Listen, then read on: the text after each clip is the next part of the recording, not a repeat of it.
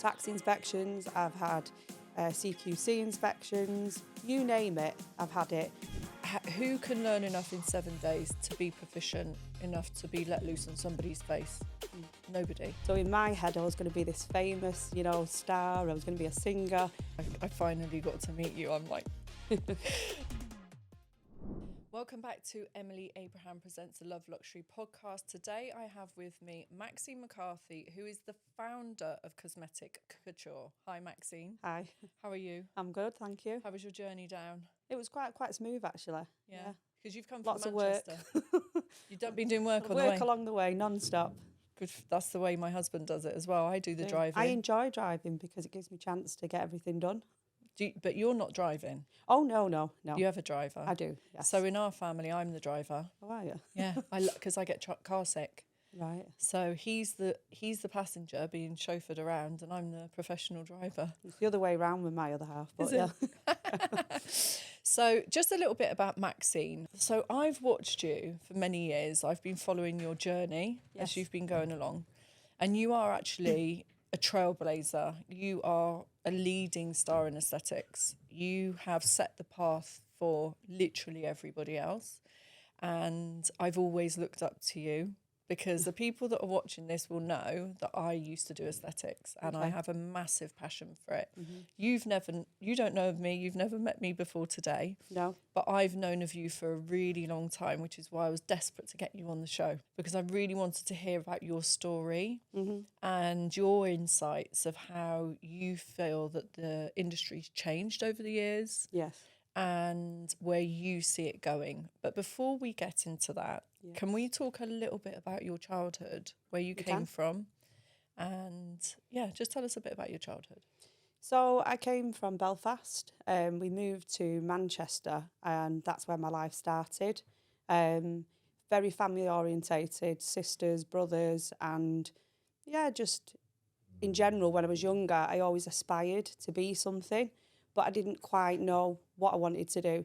I knew I was very passionate, I was very into sports, a little bit of an entertainer, and I just liked challenges. So I was a very challenging child, and I gave my mum and dad the runaround. I bet you did. I did.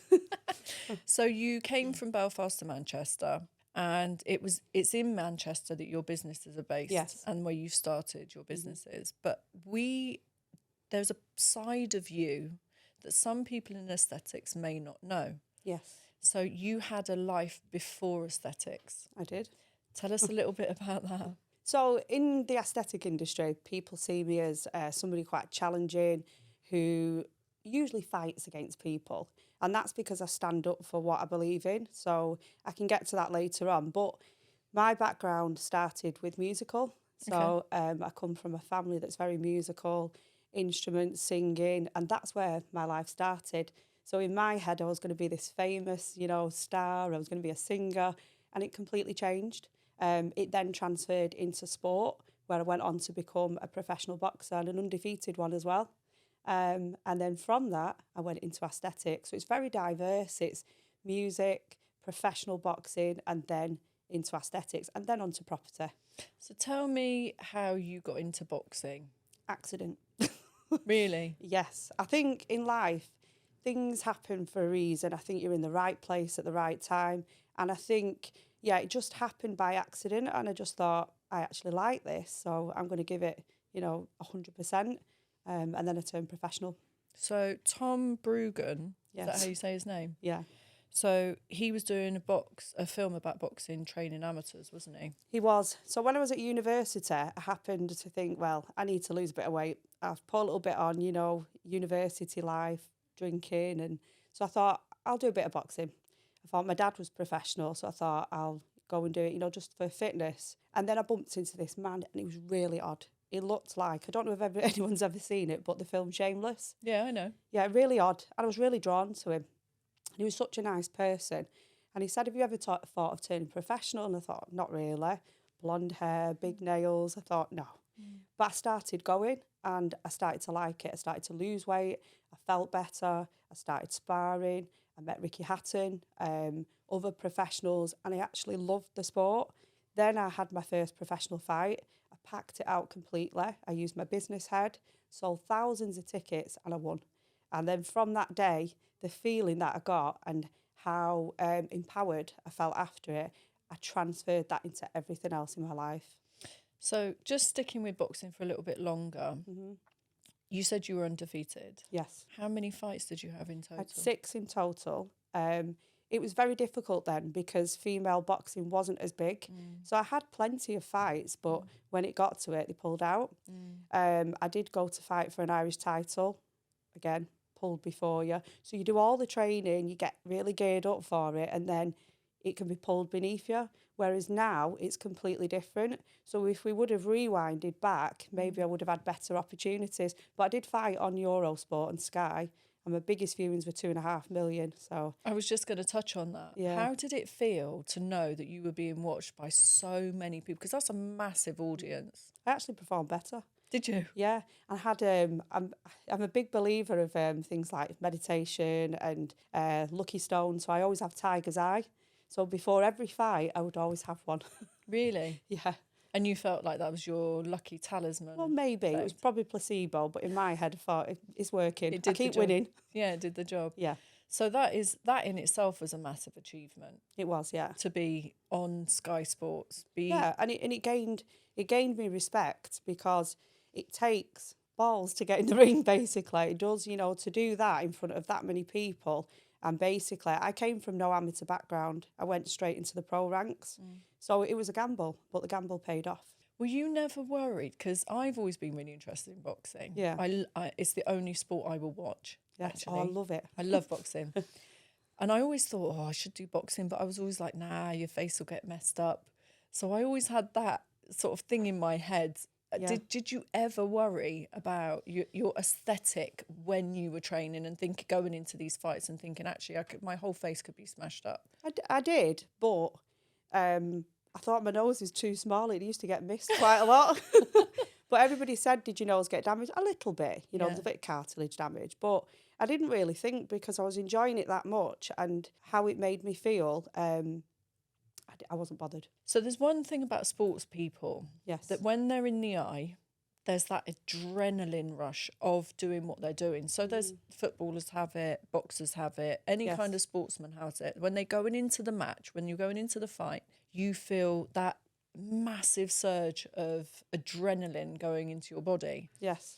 When you're not doing that anymore, how do you replace that? I'm glad you say that because it's something that I discuss quite a lot with people. Sports people, coming from that right down to here, I think it could probably cause mental health issues. It does, doesn't it? Yes. So you've got to channel it. Unfortunately, some athletes don't have the right management behind them. They don't have the head to match their skill. So they suffer with mental health. And I've seen that because I still keep my foot in with boxing gyms. I go in, I donate to charities. I actually run a charity boxing gym at one point. So I do try to help, but I think that you have to channel it. But in boxing, I always self-managed. I promoted myself. I basically did everything to get on TV, to get onto the newspapers, to do everything. I actually built my own profile. So the thing with me after boxing was I transferred it into something else. And I think that's important if you can. Yeah. So you found a path afterwards, which is a lot, like you said, these sports people, they're all the way up there. Their career finishes because they get to a certain age or something happens. They get used. Yeah. They do get used. It is sad, isn't it? It is, because you've got the lower end of the spectrum, which is ticket sellers. So basically, they're never going to get to that level. And then the top level, as soon as your time is spent, and if you don't win your fights, then you're discarded, and then it's the next one. It's the next golden boy or golden girl. So you're lucky that you had, well, not lucky because you've worked for it. Yes. I don't like using that word. When you've worked for something, it's not luck. It's hard work that's got you there. I think it lands there. I think everybody has an opportunity, but it's whether you take it. So we can all, pass it by and think. Some people stay in the same job for years and they'll never change, but some people like an opportunity. So if you see it, seize it. Seize it, yeah. There's this saying, isn't there, when one door closes, another door opens. Yeah, my mum always used to say that, actually. But the end of that saying is, but most people stand staring at the closed door long enough that they don't see the other doors opening. Yes. And I think that's, you come across to me as a person that when that door's shut, you're not looking back thinking, Never. oh my God, why is the door closed? You're thinking, right, when's the next door going to open and what is that next door? That's how Correct. you come across to me. Yeah. You're not, the past is gone, it's done. Yeah, I'm not a past person. Sometimes people bring up the past and I go, oh, did I? Yeah. But I'm not. I'm more of a now. Yeah. I don't always look to the future. It's always now. What I'm going to see is now. What's the next thing? Which is a really positive way of thinking, isn't it? And I think that mindset seems to be people that do well. Yes. Successful people have that mindset. And you are successful. You had a gym. You told us just now you had a gym. Yes. But you also set up a charity, didn't you? Yeah, it was a charity gym. So basically, I still wanted to keep a little bit inside of the boxing, but obviously I had my business side as well. So I just wanted to help people in the community. So we actually was on BBC Two. We did, it was a documentary. What was it called? I can't remember actually, but it'll come to me. But we did a documentary and we filmed. And what they did was they followed the lives of 4 women who that I actually trained and helped. Okay. Auction Hero, something like that was called. And it was really good. So yeah, I did give a lot back, but in the end, it was too much running a business. So you've got a passion, but you've also got your money that you're earning. And unfortunately, I had to let it go and concentrate on business. Yeah, because you've got a family and you've got, aspirations and charity is only sustainable if you're making money. Yeah, I mean, we got donations and things like that, but it's also very draining as well. So if you're giving time, people who do a lot of charity work will understand that it's very time consuming and people do suck the life out of you and it can affect you. And that's the truth. Yeah, of course it can.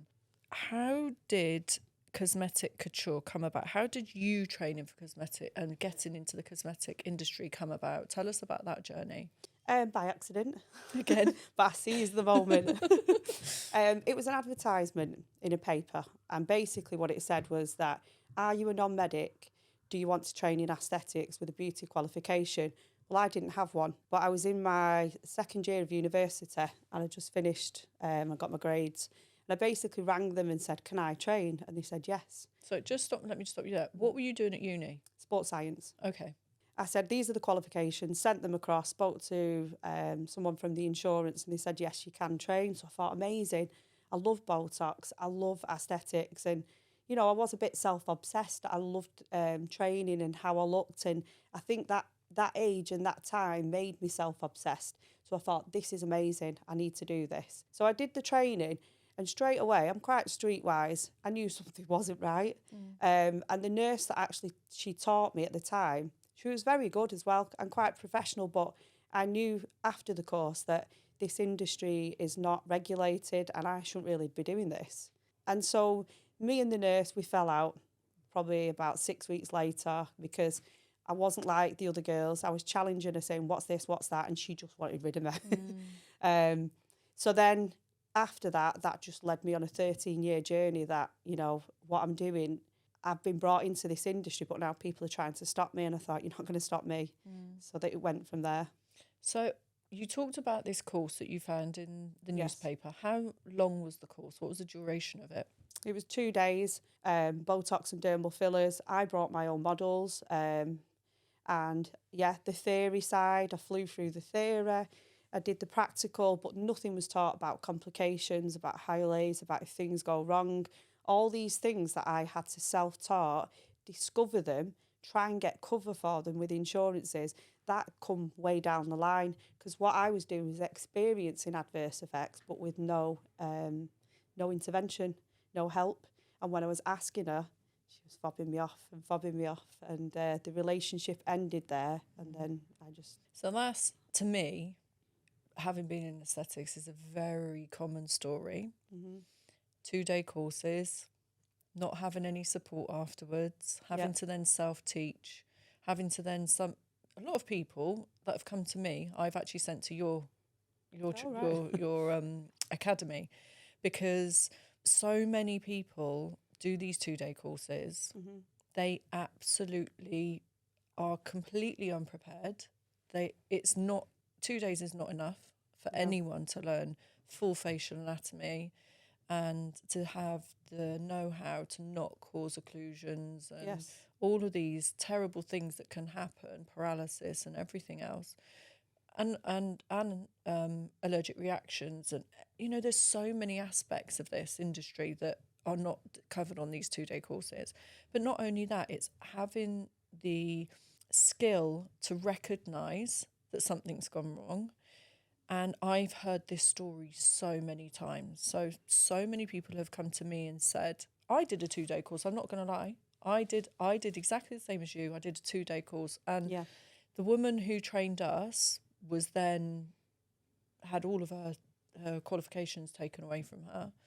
And there was a group of us that trained with her, and we were like, oh my God, have we made the biggest mistake of our lives? It wasn't cheap. It wasn't the most expensive. It wasn't cheap though.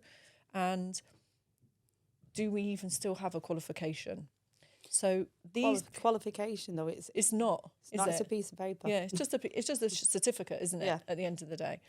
And all of these people that I've come in contact with over the years, I've always sent them in your direction, because I know that if anybody's going to do a course, they should do it with Cosmetic Couture, because it's not a 2-day course.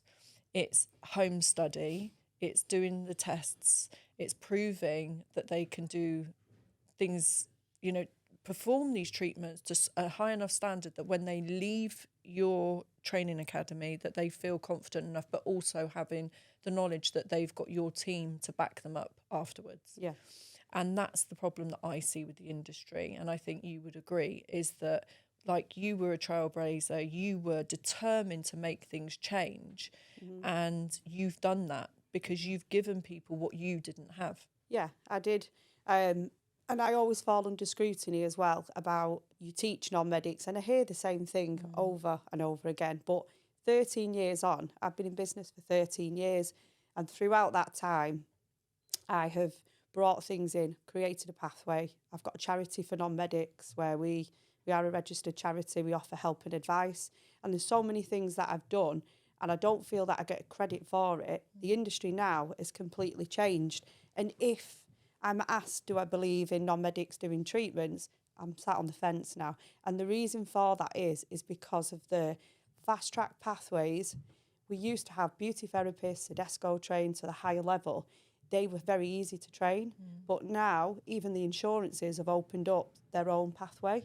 So you can contact your insurance broker and get your own pathway, which is done in 7 days. So that's your entry into aesthetics right to the very end. So where the industry's going. Yeah, I agree with you 100%, because who can learn enough in 7 days to be proficient enough to be let loose on somebody's face? Nobody. I don't think anybody can with zero knowledge of the industry. I think, like you said, having had a beauty background, studying facial anatomy and physiology, and then having a progression onto that, so a slow and steady progression rather than this rush. But I feel, and I don't know if you agree, that this became a lot worse from lockdown. People were sat at home and they were thinking to themselves, what can I do? What can I study? What can I become? Yeah. And everybody was offering online courses. Everybody was saying, you know, book onto my course, and then when lockdown finishes, you can come and do a 2-day course. It was a way of them to maintain an income. Yeah. So that when lockdown finished, they had some money. Yeah. Because people were panicking. I mean, I must admit, during lockdown, as a company, we made the most money we ever did, because we were the first company to put the pre-study online. So not you can do a course online. No. It was do your theory now and do your practical later. So obviously everybody, the internet was at the highest it ever was. So we were so busy. We were actually inundated. We must have trained over 20,000, if not more, students. And during lockdown, that did really increase. People were wanting a new career. And the way that the industry is glamorised now as an aesthetic practitioner, it's the norm. 2018, 2019, people were weary to get into the industry. Now it's like it's a normal thing. It's not. Yeah, there's no difference now. It's just, I want to do beauty, I want to do aesthetics. Yeah, I agree with you. And aesthetic clinics are on every street corner. Everywhere. Yeah. The competition's huge. But going back to you setting up Cosmetic Couture, tell me about some of the struggles that you faced whilst you were trying to set the business up? Well, firstly, I've written a book on it. Okay, so what's the book called? Well, you didn't bring it with you, which is a real shame. No, but I'm waiting. There's going to be the right time to put that out. But okay. The book needs an ending, and I do feel the ending's coming very soon. But basically, the book is called Beyond the Needle. Okay. There's a picture of the ring, and there's a picture of me, you know, in my boxing. Yeah. And then there's a picture of the needle. But the actual name of the book, I wanted to call it something different, which was Bitches with Needles, because this industry is catty. It is so much. It is. I mean, I've had inspections, I've had undercover reporters, I've gone up against Jeremy Kyle, been on Granada with Piers Morgan, discussing the subject. I've had tax inspections, I've had CQC inspections, you name it, I've had it. I've had articles written about me, I've had online bullying, I've had trolling, so they're one of the highest levels. I've had to have injunctions put on people. And at one point, I took my students to do a cadaver dissection at university, and we did like a discussion after it, and we were speaking about the difference between non-medics and medics. And I agree to a certain point. There is an element where we need the intervention of a medic when adverse effects arise. And when I released this video, I didn't realise it was going to go viral. So when I turned up at work, there was paparazzi, and I went, oops. I thought, oh no, it could go either way. But it didn't actually. As the saying goes, all publicity is good publicity. And it actually propelled the business. So it was more mainstream then, and people learned about Cosmetic Couture, and they thought, I want to train with her. And then I did interviews with people after it about why I did it and why I strongly believe that non-medics should do treatments. If I was asked again now, I'm like that. Your views might have changed. Only if they've had proper training, and if they do more regulated qualifications that are coming on, because there is no pathway now. They've not got that underpinning knowledge. They've not got the beauty background. They don't know about anatomy and physiology. And I don't think you can do that in 7 days. And I agree with you 100%. And I come from a background where I studied beauty at college. And then I did beauty for many years. And then I was always doing my top-up courses, you know, getting my CPD points as I was going along. And then I went to university. So before I went to university, I went to college and I did another course. So I did an access into nursing, and that was heavily anatomy and physiology. And even while I was doing that, and we were focusing solely on the interest of going into uni to do nursing, it's really hardcore. Like, there's so many aspects to A&P, and people you cannot cover it in 5 days or 7 days or 2 days. It's not possible. No. It's not possible to remember. It's not possible to have the understanding. It takes time for that to build. And I think I'm with you. At the beginning, I was like, oh, well, as long as they're trained and, you know, they've got they've had a good training course, then it should be okay. But I now look at the industry and I'm like, this person's got it. If you ask a group of people, you're going to find at least 3 or 4 people in that group or in that room that are doing aesthetics. Yeah, of course. So many people are at it. Yeah, and they don't realise. I mean, people say, how risky is it? Well, I mean, according to stats, you know, the risk of blindness, the risk of certain things, it is actually quite low. But a lot of aesthetic practitioners who are coming in, you wouldn't trust them.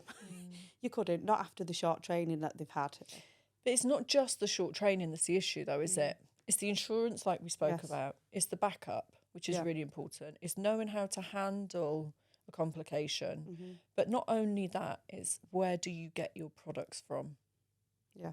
Because in my mind, I see people popping up and they're offering Botox for £99. How? They're just buying it online. That's the thing. They're not doing it for a prescriber. But then we can flip the coin on the medic side. Now, obviously, we're speaking about the non-medic side, but there's lots of medics who will train non-medics. There's lots who will do illegal prescriptions. There's lots who will do selling prescription medicines as well. So there's a bad side to that side as well. 100%. You know, and they make mistakes too. And sometimes we fix other people's work. And it's not just non-medics. It's pretty even. It is, and I was actually going to broach that subject with you. So because I have the support groups on Facebook and online, we see a lot of stuff, because you do, Yeah. and we have had people that have posted on there that a nurse has done their lips and it's gone wrong. And the nurse doesn't want to know, because as far as the nurse is concerned, she's followed the rules. Yeah. And if it's gone wonky and bumpy, or it's turned into an occlusion, or it wasn't anything to do with me. And then you have, like you said, so that happens. It does happen. Yeah. There's no, at the end of the day, a doctor can make a mistake just the same as somebody who's not a doctor can make a mistake. There's a very famous lady in America. She's really well known. I follow her on social media. And I just so happened to catch that she'd been to a doctor who's a surgeon, and he'd given her tear trough filler. Yeah. And it turned into an occlusion, and she had to have emergency dissolving, and like literally she was going back every 3 hours. They were checking her every 3 hours. So he was a really well-known doctor in America. So it can happen to anybody. But would that follow-up have happened? Let's say, for instance, I covered a topic last week, which was training in hotels. Yes. So they were offering training in hotels. What if there was an adverse effect? How are they going to follow up? You know, if they've travelled from Glasgow to go and teach in Manchester, that's one of the big issues. And one of the biggest issues at the moment is using hyalays on the same day. So you're dissolving and refilling on the same day, which is absolutely crazy. For many reasons, isn't it? One, you're not insured. Yep. Two, what does it do to the facial anatomy, the tissue? Still breaking down. Yeah. So, you know, why would anybody, to me, that doesn't even correlate in my brain. Yeah. You're dissolving tissue with a product. Sorry, dissolving the hyaluronic acid with a product. Yeah. That product is a dissolver as a side effect. Yeah, that's what it does. It dissolves.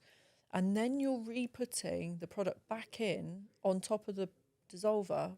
It can only break it down again. Yeah. It's we've seen a lot of people are talking about at the moment, but it's like saying I can control the tide. They're using a spatula to mould it in. You can't control hyaluronidase and how it works on each individual. You can't. No. So it's something bad's going to happen. Because it's got a dispersal area of like 50p, hasn't it? Depending on how you dilute. Migration, yeah. Yeah. So it's not controllable. No. It's crazy, isn't it? But again, it just boils down to this industry. You do what you want. Which is right, and which is where you come in here, because you do a lot of podcasts, you do a lot of live chats where you are talking to people who are also in the industry and in your team, and you'll have discussions with people about the new legislations that are trying to be brought in. I honestly, I'm not going to lie to you. I've seen them. I've watched 30 seconds and then I've had a phone call and I've had to get out of the room and I can't watch them. And then I'm always so busy that I don't go back. But I always kick myself, because those things that you produce that are things that I want to sit down and watch. So tell us a little bit about your views on what the government, what the rumours are that, you know, that are going around the mill at the moment. So if we go back to 2013, that was Health Education England, there was a massive launch into the industry, and that was to collate data and find out what was going on with non-medics. So all of those years later, we're now in 2023, and there's actually talks about it, but there's still nothing set in stone. So there's 4 points that have been raised. One of them is that dermal fillers will categorically not go into POM, so they're going to stay the way they are. Qualification, they're talking about it. It's not set in stone. We do know at the moment there's Qualify, which is an off-qual regulated qualification. That is the only thing that is around at the moment that maybe the government might recommend, but they're not at that stage. They're still consulting about it. There are talks about premises licence and personal licences, but again, it's discussions. So whether that comes about or not, who knows? What do you see? Do you think that they're going to do anything to change the industry? I think that the government will say, well, there is regulated qualifications out there. Premises licence is a possibility, but can the councils handle it? They did it with SPMU, they did it with other things. I think that there are other pressing issues. They don't seem that bothered. it seems to be the JCCP that's calling for evidence, feeding it back to the government. And to them, it's black and white. Well, you've got CQC, you've got qualifications. I personally don't think probably another 8 years. You think? Yeah. Yeah, which is a long time in this industry, because for all of these people that we've spoken about that have rushed into aesthetics since lockdown, or just around lockdown and after, that the likelihood of them still being around is very few. It's a slim chance, isn't it? Yeah, and if the government bring it in before, it'll stamp out the cowboys, because they will not be able to deliver these qualifications. I'm delivering them at the moment, and it's tough. It's long. It requires teachers, level 7 educators, really, proper qualifications to deliver it. These type of people that are offering qualifications, well, certificates as I put them, they're not going to be able to deliver it. But my fear is the way the industry is at the moment, it's a price war. So it will stamp out the bigger companies, because they're not going to be able to compete against the for now people, as they call them. So that's the issue I think we're facing at the moment, that people are choosing price over quality, and unfortunately customers are getting treatments, and there's more and more adverse effects that we're seeing. And I see this through the charity that I run. So we get lots of images, pictures, people sending things in and asking, what is this? Can you help? What is that charity? It's called the ACPB. So it's been around for about 7 years. We get charity funding, and basically we give advice to people. Members of the public contact as well. Which is great. Yeah, it's important. We're not a regulatory body, but we can try and assist and help. And your training academy in Manchester is called Cosmetic Couture Training Academy. And I know personally that actually it's really, like you said, it's not easy. You don't just stand up and teach a course. You have to submit the course. You have to submit the training that the person's done. That has to be regulated. There's a lot of aspects that people wouldn't understand that on your side of things is huge. There's a massive pressure on you, because your name is the one that's attached to it. Yeah. And that you have to adhere to it. Otherwise, they will take that away from you just like that. They're not going to keep allowing you to train people if you don't adhere to it, because you've gone down the correct routes. Yes. You're more under scrutiny. Exactly. Whereas the people that are doing these hotel certificates that are, like you said, the here for now people, they don't have that pressure. No, and a lot of them, they don't pay taxes. They don't have the responsibilities that the larger companies do. And like I say, they're just here for now. They'll take the money, they shut the company down, and then the girls or, males that train are left high and dry. Yeah, which is what happened to me. So that story that you've just said is exactly what happened to me. So the woman that trained me, she basically disappeared. There was a load of complaints made about her. Yeah. Her qualification, well, these certificates. I keep saying qualifications, but they're not. You're right. It's a certificate. All of them were revoked after a certain date, and then what she then did was change the company name and started up again. So, like you said, there's no regulation around that. And so that leads to these cowboy people being able to go around, keep changing the company name, running off, bankrupting themselves, starting again under any circumstances and anywhere. And nobody's going to know unless somebody twigs on and says, oh, actually, I know that's that person. And even then, what? There's no repercussions. There's no, what can you do? Who can you complain to? You can. And basically, girls that are going into the industry just don't know. They're just looking at, Instagram, social media, and how that company looks. They're not doing their due diligence. They don't know how to do background checks. They don't look at .gov. They don't know what that person's done before. They're just thinking, this is a cheap course. I really want to get into aesthetics. I'd like to train with this company, but they cost more. So that's what it boils down to. Yeah, it does. It is. It's about affordability. But you pay twice in the end. You do. 100%. I had to retrain. I paid twice. So I do understand that. And I think that opened my eyes to it, because like I said, the course I did wasn't cheap. I kind of went middle of the road. At the point in time, I couldn't afford you, but I wanted to. But I also didn't want to spend £100 or £900. But you paid twice in the end. I did. Yeah. So I should have just come to you in the first place, which is a kicker, because you think to yourself, why did I do it? You know?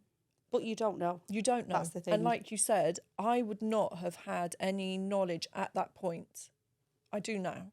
But at that point, to think, oh, I need to do some research on this person, because this person was recommended to me by so many people. And I think that's what happens.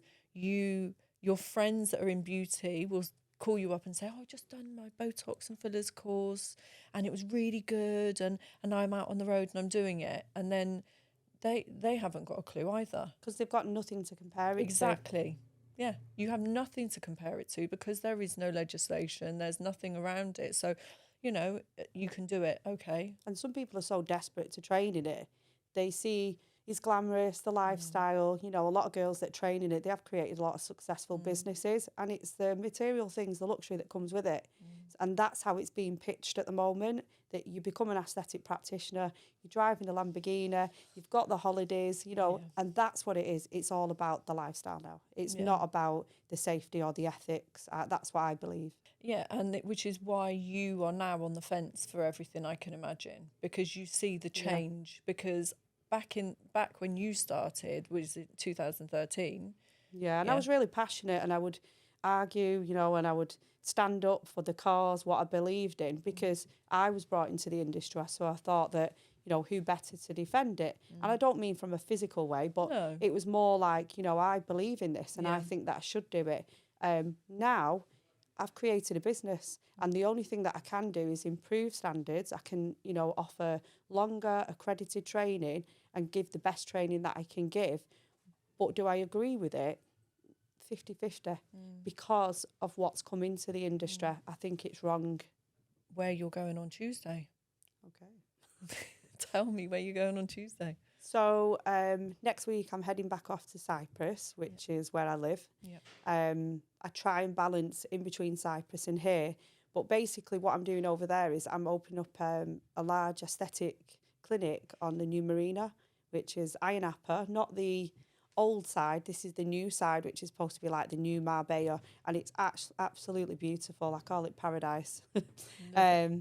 So yeah, I'm heading off there because I've got a lot of things to do. I've got the launch of it in May, so I'm going to head over, pick the furniture, meet with the interior designer, get everything up and running, and then I'm going to come back home and then back to Cosmetic Couture again. How long are you going to be there for, do you think? I'm only there for 5 days, which is purely business. And then I'll head back over in August, I think it's May, and then I do 6 months. So you're going to split your time, are you going to split it 50-50 between Cyprus I do that every year. Do you? Yeah. How do you find that? At first it was difficult because it's getting used to one country to another, and then before I knew it, I'm used to it. I had my baby there, I love the people. It's a nice environment, and it's nice for your children to grow up in. Yeah, so I said to you before we started, my dad's from Cyprus, so I'm half Greek Cypriot. So for me, for you being there is a lovely thing. Yeah. And it is a beautiful country, a beautiful island. It really is. So you just mentioned your youngest was born there. How does your youngest, and you've got a 5-year-old as well, so both of your children are really young. How do they find you? Like, how is it for them with you being such a busy, full-on mum? Because I can imagine that you are 24/7 on the go. I am. Obviously, I do have help with my partner. I have a nanny who's the same nanny the children love, but I don't drink, I don't socialise. All I do is work, and then the other time I split it between the children. My 5-year-old, he's in school over there, and he loves it. He speaks both languages, so that's going to have its perks for me because I don't understand anything. Yeah, that's really good. Yeah. Your little ones do they come and go with you when you come and go? So I know this time you're going for 5 days. Yes. But when you spend 6 months there and 6 months here, are they moving across with you as well? Yeah, I can't leave them. Unfortunately, I'm a maternal mother. I can't leave them. So the longest I've ever left them for is 4 or 5 days, and I've only ever done that once. So this will be the second time. So I'm not looking forward to it. It's heartbreaking, isn't it, when you're away from them? Yeah, because you're just really maternal with them. I can't leave them. I have to ring them every 2 minutes and FaceTime them. That's so sweet. Yeah. Do you have any sort of... So one thing that I have, being a mum and running our own business is that I have quite a lot of my brain's not working today, but maternal regret. I don't know if that's how you'd put it, but I feel guilty a lot for not being with my children as much as I used to. Do you ever feel like that? Do you ever have that kind of guilt? Yeah, more with the second one. But I think because I work from wherever I am, so basically I'm like the controller of WhatsApp messages. I have about 110 groups. And basically wherever I am, I work. So I don't have to physically be there, but I control it. So I am with them. So as long as they're in eye distance and they're with me, then that's fine. But sometimes I feel mentally it's unfair because I'm saying, right, okay, but I'm somewhere else. And I wish I had that breathing space. But unfortunately, with any business, not just this, you can't take your finger off the pulse for 2 minutes. Otherwise, somebody else is going to take over. Which is true. And also, we spoke just before the podcast, and you said that you have your family as key components for your businesses. Yes. Tell us a little bit about that. So I think with any business, it's about trust. So whether that be family or, you know, members of staff that have worked for you for many years. Some of my staff have been there as long as me, 12 years. So that says a lot. But a lot of people come and go, and it's very hard to trust anyone in business. So I think whether you have family working with you or, you know, a close-knit colleagues that work with you, you need to have that in order for a business to succeed, because it can sink you as well if you've not got the right people with you. It can, and you're a very busy woman. You've got so many things going on, you know, at so many different times. Like you just said, you're running all these WhatsApp groups because that's how you're controlling everything. Yes.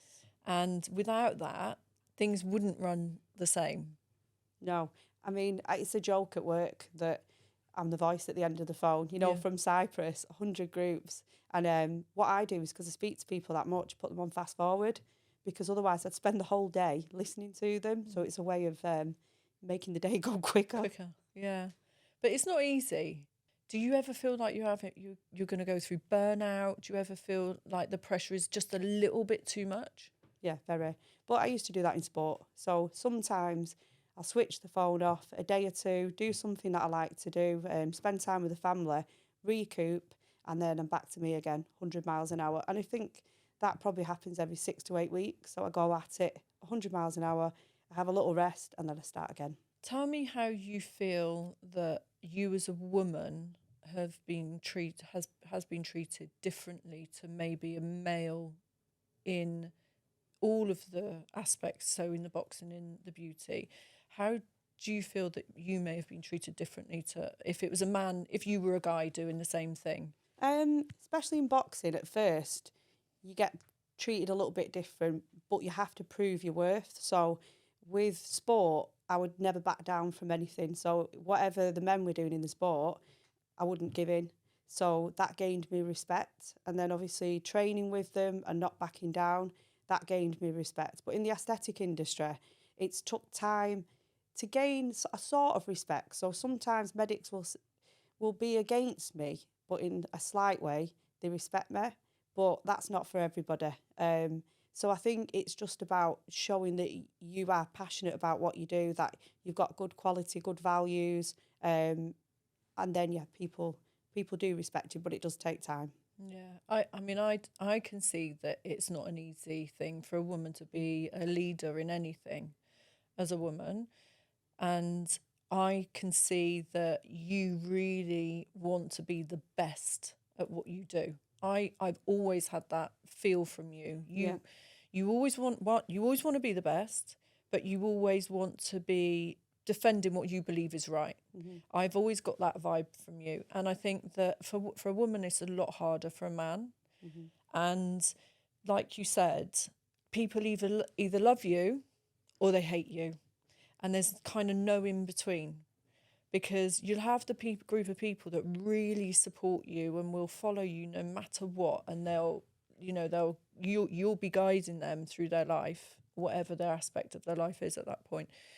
But then you'll have the people that will be the naysayers and that want to have the nasty side of it, like you said, like the trolling and all of that kind of stuff. How did you deal with that negative side? Because it's easy to deal with the positive side. That's easy to deal with. But it's very hard to deal with the negative side of popularity and also the opposite of popularity. Yeah. At the beginning, I never really looked at it because I was that focused in moving forward. I never looked. And if you don't look, you don't take it on board. But as the years have gone on, the last couple of years, I've received a lot of trolling throughout pregnancy and the last year in business. And what it does, it takes you away from making positive change to your business because you're that embroiled with it that you've got, you know, it coming from all directions that it can take you away from your own business. So what you need to do is try and focus, push it to the side, and it is what it is. You know, it's how you deal with it. You just can't take it in because it's too negative. So one thing I've learned about business and being in the public eye is that if you take on negative, only negative things happen around you. I totally agree. Whereas if you take on the positive, only positive things happen around you. It really is very much as black and white as that, I feel. It is. I agree. Because it's so easy to let negative people and negative thoughts and negative vibes into your aura, and it changes how you feel about yourself and how you can move forward, which is what you said. You focus on the negative and then you're not focusing on your business anymore. One of my daughters is 14, she's going to be 15 soon. And at that age, people, teenagers, male, female, they can have quite a negative outlook on life. Hormones. Yeah, it is. They're not nice people at that time. I wasn't a nice person at that time. And I said to her, if you surround yourself with friends that are talking positively about other people, you will feel positive and positive things will happen. And it's the same for us as adults. When you surround yourself with people that are in your corner, that only want the best for you, that only want to see you flourish, it's much more progressive for you than it is if you surround yourself with people who are like indifferent, they don't really care, and they're stuck in their little circle that they were in 15 years ago and they've not progressed anywhere. Wouldn't you agree? Yeah, I think any negativity, you've got to get rid of it. If there's anything like that, it's not serving a purpose, it's got to go. Yeah, it really does make a difference, doesn't it? Mm-hmm. In every aspect of your life. Definitely. Even relationships, family members, staff, team members, you do have to make decisions and say, right, this is not working. You do, because you're taking in, like you say, you're taking that negative energy in, and then it has a knock-on effect. It's like the domino effect, and it keeps coming and it keeps coming in. So you just have to get rid. So you already said that you now don't really deal with that. You just kind of move on from it. But I know that you've had a lot of it. A lot of people have been nasty to you. They've been quite disparaging to you, to what you do, but you have always pushed through. Yeah, partly because I suppose it's my personality to have a go back. You know, I think that's the sporting background, but it's you can get to a point where you think, you know what, I've had enough of this. I've had enough of fighting, and it's just it gets to a point where you just can't be bothered anymore. And I think that's the point where I'm at now. I just don't want to take on any negativity. I just think, you know, maybe it's somebody else's fight now, not mine. Yeah. You are Maxine McCarthy. You are Maxine McCarthy of Cosmetic Couture.